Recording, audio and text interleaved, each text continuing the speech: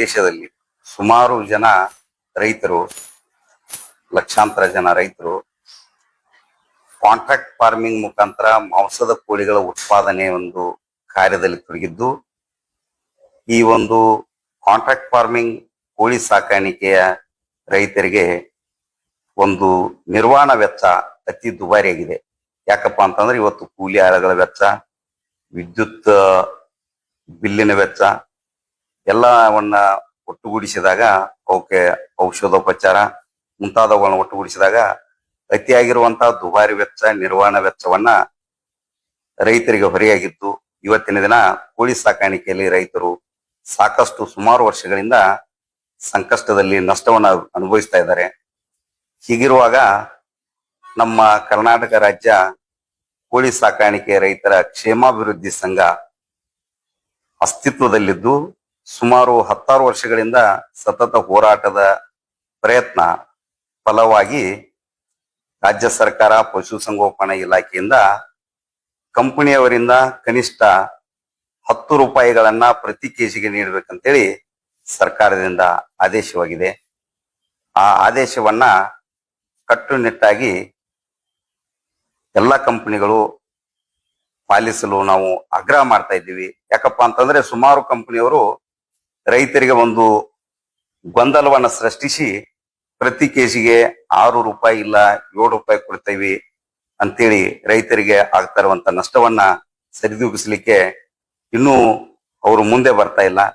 ಹೀಗಿರುವಾಗ ಸರ್ಕಾರದ ನಿಯಮವನ್ನ ಕಟ್ಟುನಿಟ್ಟಾಗಿ ಪಾಲಿಸಲು ನಾವು ಇವತ್ತು ಸಂಘದ ಮುಖಾಂತರ ಆಗ್ರಹ ಮಾಡ್ತಾ ಇದ್ದೀವಿ.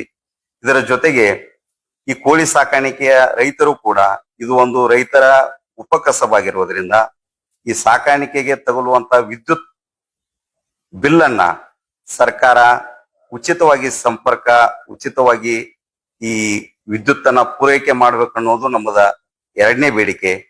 ಅದರ ಜೊತೆಗೆ ಕೋಳಿ ಸಾಕಾಣಿಕೆ ಮಾಡುತ್ತಿರುವಂತ ರೈತರಿಗೆ ಕಿಸಾನ್ ಕ್ರೆಡಿಟ್ ಕಾರ್ಡ್ ಏನು ಒಂದು ಕೇಂದ್ರ ಸರ್ಕಾರದ ಸಾಲ ಇದೆ, ಆ ಸಾಲದಲ್ಲಿ ಸುಮಾರು ಒಂದು ಕೋಳಿಗೆ 160 ರೂಪಾಯಿ ನಿಗದಿ ಮಾಡಿದ್ದಾರೆ. ಅದೇ ರೀತಿಯಾಗಿ ಎಷ್ಟು ಸಾವಿರ ಕೋಳಿಗಳನ್ನ ರೈತರು ಸಾಕಾಣಿಕೆ ಮಾಡ್ತಿದ್ದಾರೆ, ಅದರ ಲೆಕ್ಕಾಚಾರದವಾಗಿ ಪ್ರತಿಯೊಬ್ಬ ರೈತರಿಗೂ 10 ಲಕ್ಷ ರೂಪಾಯಿವರೆಗೆ ಸಾಲವನ್ನ ಕೊಡಲು ಅವರು ಒಂದು ಮಿತಿಯನ್ನ ಸಡಿಲಗೊಳಿಸ್ಬೇಕನ್ನೋದು ನಮ್ಮ ಆಗ್ರಹ ಇದೆ. ಅದರ ಜೊತೆಗೆ ಒಂದು ನಿರುದ್ಯೋಗಿ ಯುವಕರು ಈ ಕೋಳಿ ಸಾಕಾಣಿಕೆಯಲ್ಲಿ ವಿಶೇಷವಾಗಿ ಕಂಪನಿಯವರ ಜೊತೆಗೆ ಒಪ್ಪಂದದ ಏನು ಕಾಂಟ್ರಾಕ್ಟ್ ಫಾರ್ಮಿಂಗ್ ಮಾಂಸದ ಕೋಳಿಗಳ ಉತ್ಪಾದನೆ ಇದೆ, ಈ ಕಾರ್ಯದಲ್ಲಿ ತೊಡಗಿದ್ದಾರೆ. ಅವರಿಗೆ ಆರ್ಥಿಕವಾಗಿ ಸದೃಢ ಆಗಲು, ಅವರಿಗೆ ನಿರುದ್ಯೋಗ ಸಮಸ್ಯೆಯನ್ನ ಹೋಗಲಾಡಿಸಲು ಸರ್ಕಾರ ವಿನೂತನವಾಗಿರುವಂತಹ ಸಬ್ಸಿಡಿ ಯೋಜನೆಗಳನ್ನ ಕೇಂದ್ರ ಸರ್ಕಾರ ಆಗಲಿ ರಾಜ್ಯ ಸರ್ಕಾರ ಆಗಲಿ ವಿನೂತನವಾಗಿರುವಂತಹ ಯೋಜನೆಗಳನ್ನ ಜಾರಿಗೆ ತರಬೇಕು ಅನ್ನುವಂಥದ್ದು ಕೂಡ ನಮ್ಮ ಆಗ್ರಹ.